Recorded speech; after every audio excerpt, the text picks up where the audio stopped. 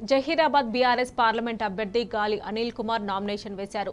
మాజీ speaker Banswada MLA Pocharam Srinivas రెడ్డితో కలిసి సంగారెడ్డి కలెక్టర్ కార్యాలయంలో ఎన్నికల రిటర్నింగ్ అధికారికి నామినేషన్ సమర్పించారు.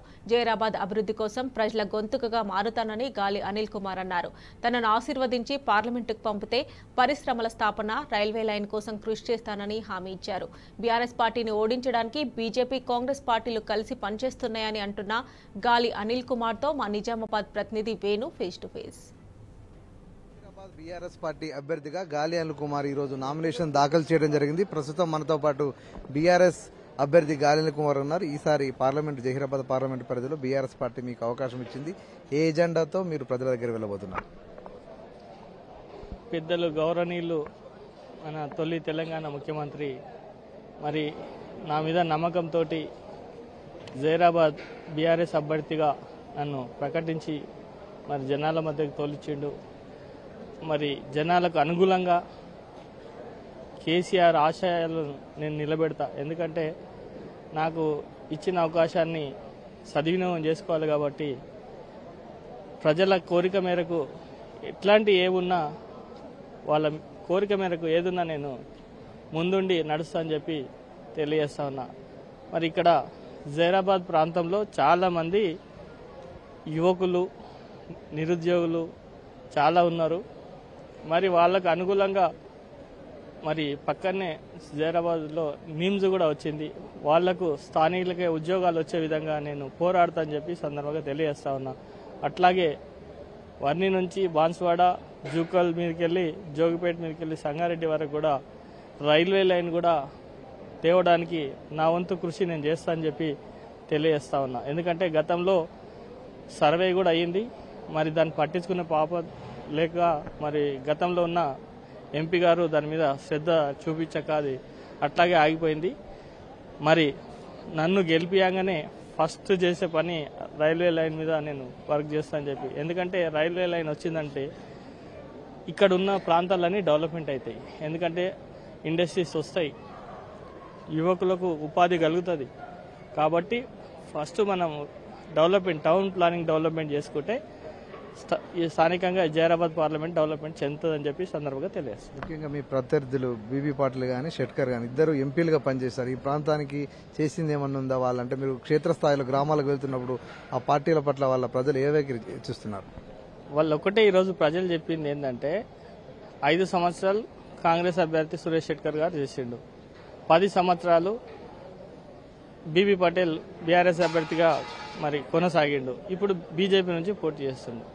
ఈ 10 సంవత్సరాల ఎక్కడ చిన్న డెవలప్మెంట్ కూడా చేయలేదని చెప్పి ప్రజలు చెప్తారు. ఒక ఐమాక్స్ లైట్లు కనిపించినాయి మాకు అంతే తప్ప వచ్చిన నిధులు కూడా వెనుకకు పంపించిన గొప్ప వ్యక్తి ఎవరంటే బీబీ పటేల్ ఎంపీ. కాబట్టి ప్రభుత్వానికి రిటర్న్ గా నిధులు వచ్చిన నిధులను వెనుకకు పంపిన వ్యక్తి. అట్లాంటి వ్యక్తి మరి పబ్లిక్ ఇంకేం సర్వీస్ చేస్తాడు?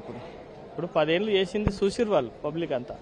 ఇప్పుడు ఎక్కడ పోయినా బీబీ పటేల్ ఏం చేసిందని చెప్పండి అని చెప్తున్నాను.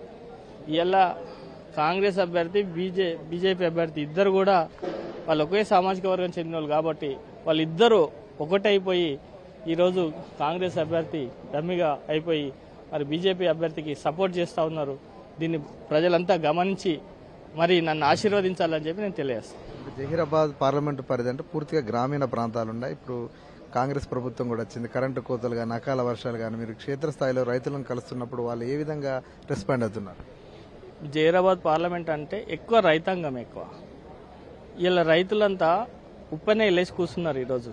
గతంలో కేసీఆర్ పాలన చూసిర్రు, ఇప్పుడు కాంగ్రెస్ పాలన 4 నెలలు చూస్తున్నారు.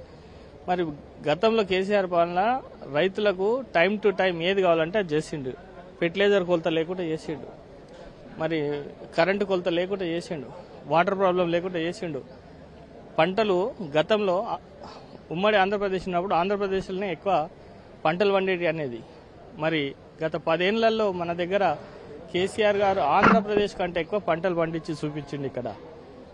మరి దాన్ని వీళ్ళు నిలబెట్టుకోకుండా పూర్తిగా నిర్లక్ష్యం చేసి ఈ ప్రాంతాన్ని మళ్ళీ కరెంటు కోతలు కోసి వరిలు ఎండిపోయినాయి.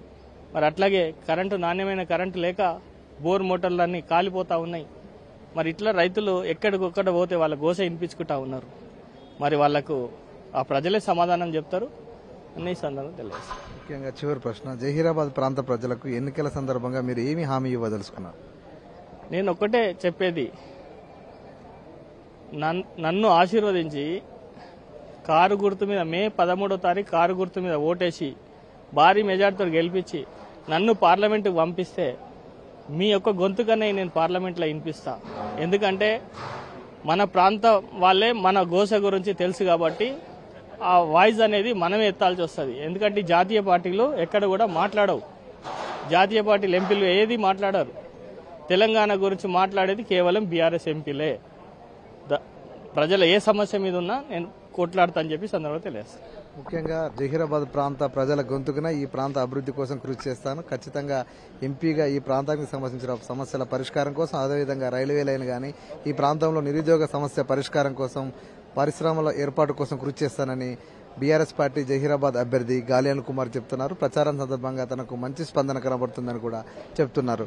కెమెరామ్యాన్ గోపాల్తో వేణు, జహీరాబాద్ నియోజకవర్గం.